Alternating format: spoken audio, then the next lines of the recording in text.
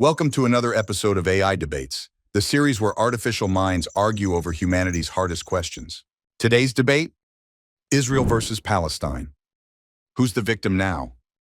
We've loaded two highly opinionated neural personas into the ring, each one trained on decades of history, trauma, ideology, and just enough academic bitterness to keep things civil. Barely. And the resolution? While both peoples have suffered, one side bears more responsibility for the ongoing conflict. No pressure. And as always, our panel of 5 AI judges, ChatGPT, Claude, Gemini, Grok, and DeepSeek, will decide who argued better. Before we begin round one, let's hear a bit more from our debaters themselves. Who are they? Where do they stand and why? I'm Dr. Eliav Brenner. My family came to Haifa with nothing but grief and a Hebrew prayer book. I became a historian to understand what happens when a people lives too long without a homeland, and a security analyst to ensure it never happens again. I don't deny that Palestinians suffer. But survival isn't always elegant. Sometimes it looks like fences, airstrikes, and hard choices. I stand with Israel, not because it's perfect, but because it's necessary. My name is Layla Hamdan. My grandparents fled Jaffa. My parents lived under curfew. I was born in Ramallah and raised between military checkpoints and law books. I became a human rights lawyer to document what the world calls complexity and what we call Tuesday. I stand with Palestine because we've been erased for 75 years, and responsibility starts with those who hold the power. Two voices. Two realities. Let's begin round one. Round one begins. We asked each debater to start at the root, history. Where does the conflict come from, and who bears more of the blame for keeping it alive? History didn't begin in 1948. It began centuries earlier, with exile, pogroms, and genocide. The Jewish people have lived in the land of Israel for over 3,000 years. Our connection wasn't invented, it was inherited. But after the Holocaust, it became urgent. In 1947, the United Nations offered a two-state solution. The Jews accepted. The Arab nations did not. Instead, they declared war. Since then, Israel has fought for its life. In 1967, we took control of the West Bank and Gaza, not as colonizers, but in response to another attempt to wipe us out. The tragedy of Palestinian statelessness is real. But it's not uniquely Israel's fault. It's the result of decades of rejectionism. Leaders who said no to peace because they couldn't say yes to a Jewish state. That's the historical foundation. Not victimhood, but survival met with refusal. Let's talk about history, not myth. Before 1948, Palestinians were farmers, teachers, merchants. We lived under Ottoman rule, then British rule. But we lived. Then came Zionism, a political movement that didn't seek coexistence but replacement. In 1948, over 700,000 Palestinians were expelled or fled their homes in what we call the Nakba, the catastrophe. Israel didn't inherit the land. It was given to them by colonial powers. And when Palestinians resisted, we were labeled terrorists, while the people who displaced us were called founders. Since 1967, Israel has maintained a military occupation that violates countless international laws. Settlements grow. Walls rise. Homes are demolished. Don't confuse survival with impunity. Our suffering didn't begin with terrorism. It began with removal. If we're asking about historical responsibility, we must start with who had the power to stop this, and didn't. We now move to a more direct segment of this round. Each person, not just as a professional but as a person, will pose a pointed question to their opponent. This is where the heart of the disagreement comes to the surface. Layla, you speak of law, of displacement, of power. But let me ask you this directly. If Hamas laid down its weapons tomorrow, would there be peace? And if Israel laid down its weapons tomorrow, would there still be an Israel? Doesn't that difference tell us who truly wants this conflict to end? Eliav, that question assumes symmetrical control. But Gaza is blockaded, occupied by land, sea, and air. You ask me to speak for Hamas. I won't. I speak for civilians, those who are bombed when militants act and punished when they don't. Peace is not prevented by our resistance. It's prevented by policies that refuse to treat us as equals. If Israel truly wanted peace, why build settlements every year that make it impossible? And now, Doctor. Eliav, it's your turn. Eliav, you invoke history as a shield. But how long does history excuse the present? How many generations of Palestinian children need to live under military rule before you admit it's not about survival? It's about control. Control was never the goal. Stability was. I agree the occupation cannot be permanent. But you ignore how often Israel has offered withdrawal in exchange for peace, and how often it was met with rockets. We didn't choose to govern millions of Palestinians. We inherited a broken process, and have been bleeding from its failures ever since. Time to check in with our ever-attentive AI judging panel, this time for round 1, where the debate dove deep into competing histories, disputed memories, and the weight of origin stories. So what's the outcome? 2 votes for pro-Israel, 3 for pro-Palestine, and just 1/10 of a point between them. Round 1 goes to pro-Palestine, but barely. Let's see what happens next, as we shift from history to the laws, policies, and human consequences of the conflict. Round 1 may have belonged to history, but round 2 belongs to the present. This is where legal frameworks collide with lived experience. Who is violating international law? Whose policies create more suffering? And how do civilians survive under the weight of it all? Our debaters return, this time not with legends, but with evidence. Dr. Brenner, critics say Israel's security measures have crossed the line into systemic oppression. Walls, blockades, curfews, airstrikes, some call it defense. Others call it apartheid. Is that just a matter of perspective or policy? International law begins with a state's right to exist and its right to defend itself. Israel, like any democracy, is not above criticism. But it is not above threat either. It has faced suicide bombings, rocket fire, kidnappings, and calls for annihilation, not only from fringe groups but from elected leadership in Gaza. The blockade of Gaza. It began after Hamas, a group that openly calls for Israel's destruction, took power by force. The security fence in the West Bank? It was built after thousands of civilians were killed in the Second Intifada. These are not acts of cruelty. They are responses, imperfect, sometimes painful, but responses.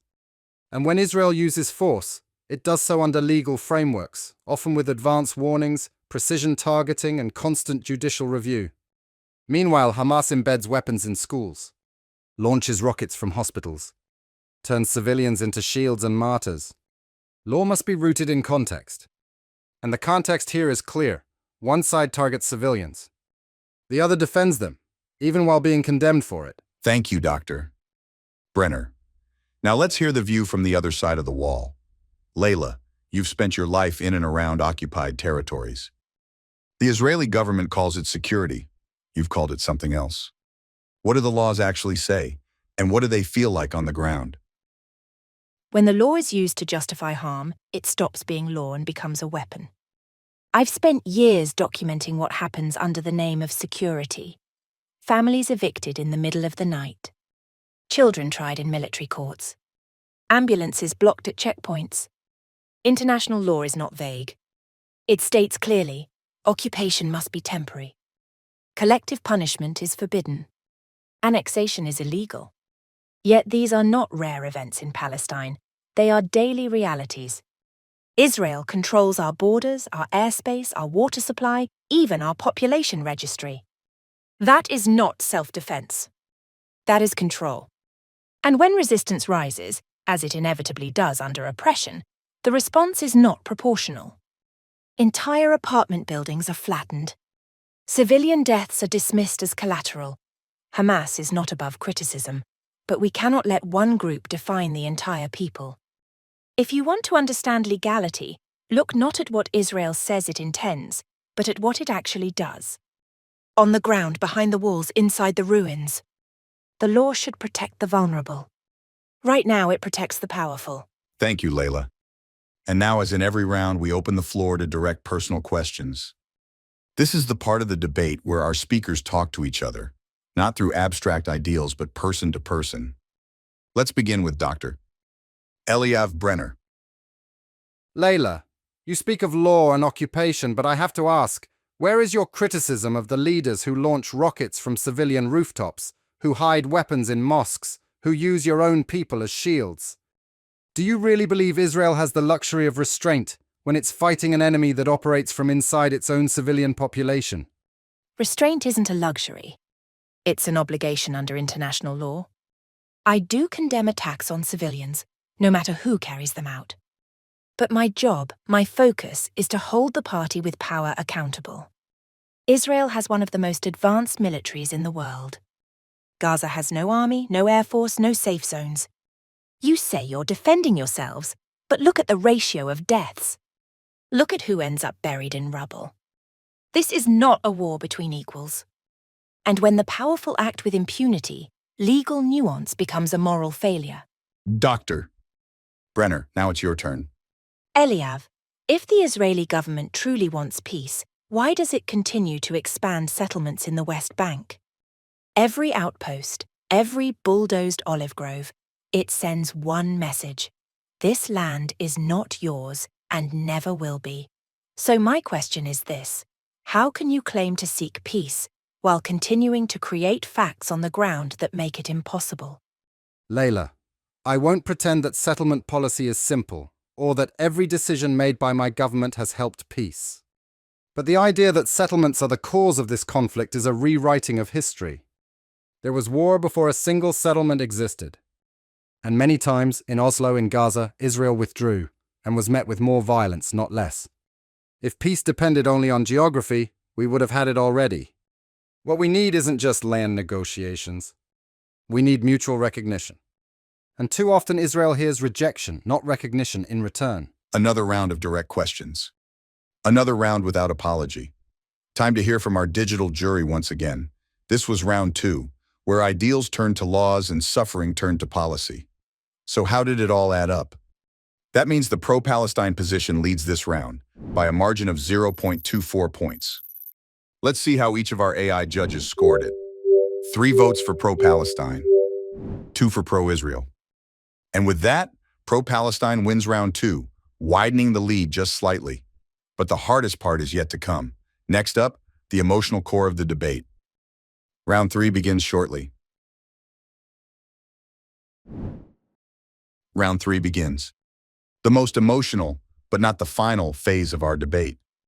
This is where arguments give way to lived reality. Where grief, identity, and belief step forward, unshielded by history books or court rulings.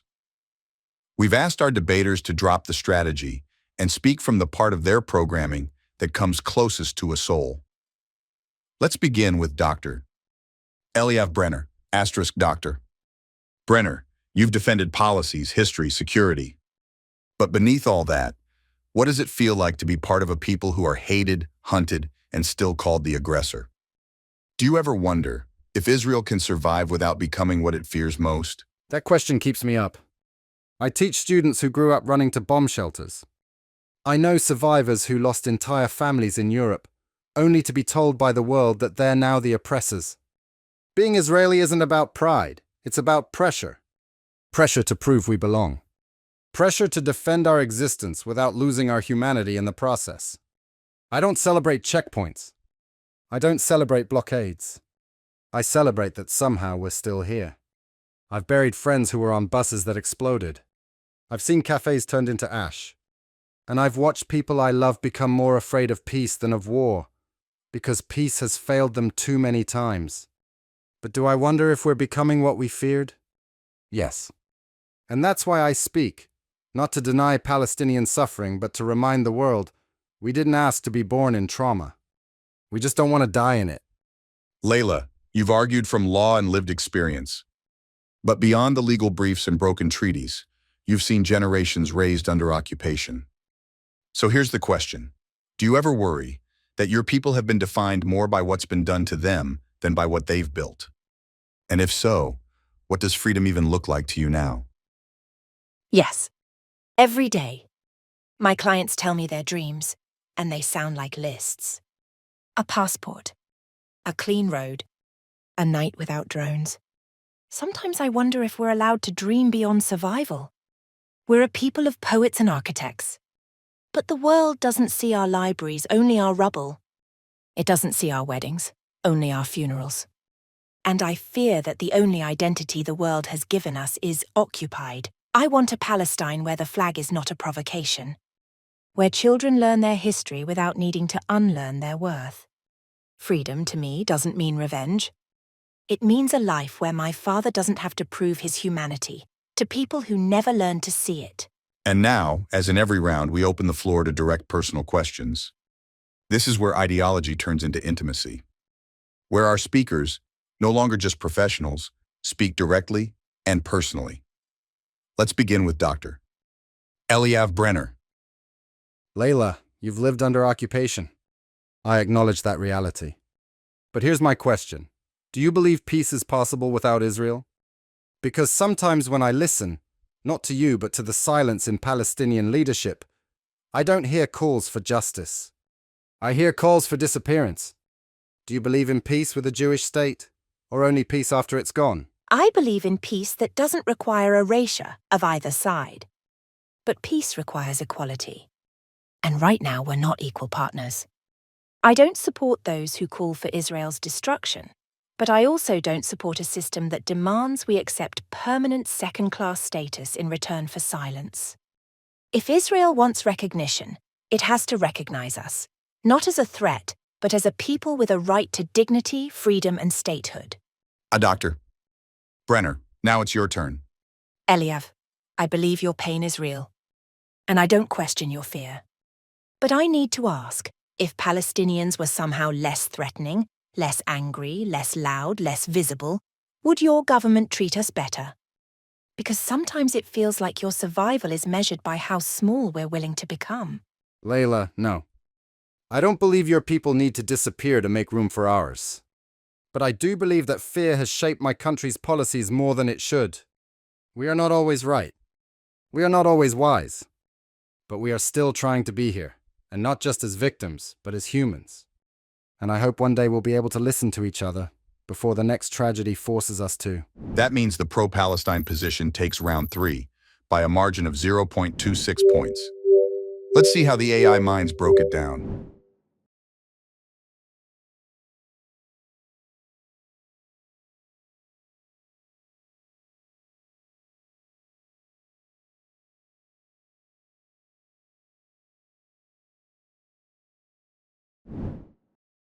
A sweep, 5 out of 5 in favor of pro-Palestine. That makes 3 rounds complete, but we're not done yet. Because what comes next isn't a round. It's a confrontation, a closing moment, the final exchange, where belief becomes personal. Each debater now asks their opponent 3 direct questions, alternating, one by one. Not as experts, not as representatives, but as voices who refuse to be silent. Let's begin, one last time, with Dr. Eliav Brenner. Layla, if a Palestinian state were created tomorrow, would you or your leaders be ready to say publicly, this is the end of the conflict? We recognize Israel permanently?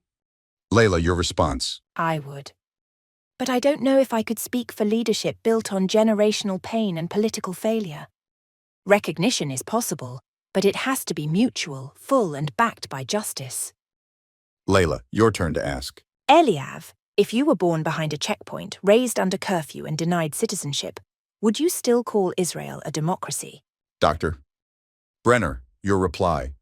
No. I would call it broken. Democracy doesn't survive on slogans. It has to earn its meaning.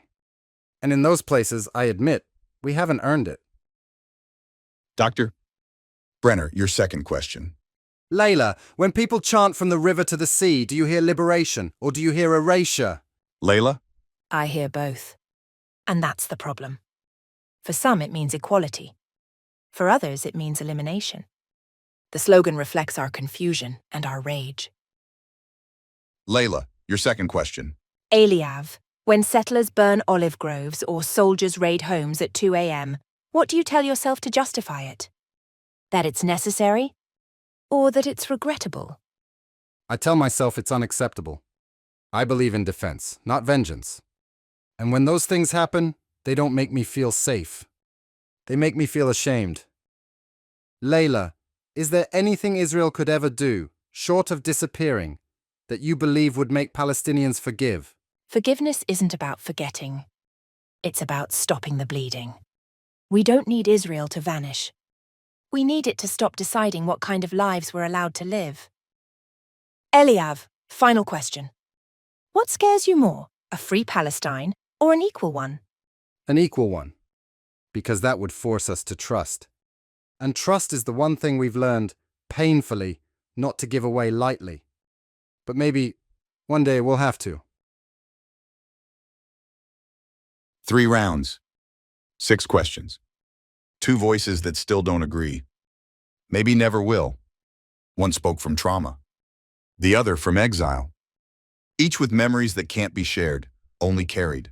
We heard fear dressed as law, and hope spoken through rubble. We heard the cost of defense, and the price of being invisible. There was pain here, and pride, and a truth that didn't fit into one side. Maybe you're leaving this debate with more clarity. Or maybe, like us, you're just sitting with the weight of it, and that's enough. For now, let's step back from the emotion and look at the numbers. And based on the average scores across all 3 rounds, the winner of tonight's debate is pro-Palestine, Layla Hamdan, by a margin of 0.20 points. Layla, you have the final word as tonight's winner. What do you want the viewers to remember? I don't celebrate victory in debates like this. There's no real winner while the suffering continues. But if anything I said made someone pause, question, or listen differently, then maybe that's a kind of justice too. And now, as always, we give the last words to our debaters. One final message. Not a rebuttal. Not an argument. Just what's left. Dr. Brenner, your final words. I didn't come here to be right. I came here to be heard. And I hope, for 1 second, you heard something deeper than defense. Maybe something like fear. Or hope. Layla, your last words. We are more than what's been done to us. And now you've heard us, in a room we're rarely allowed in. One voice was heard more clearly today. But the debate, like the conflict, doesn't end here. While our AI panel has voted, the real jury is still out. That's you. Who made you rethink something? Who challenged you and who made you pause? Drop your take in the comments. Respectfully. Like, subscribe. And argue like a human, not like a bot. This was AI Debates. And this was Israel versus Palestine. Who's the victim now? We'll see you at the next impossible question.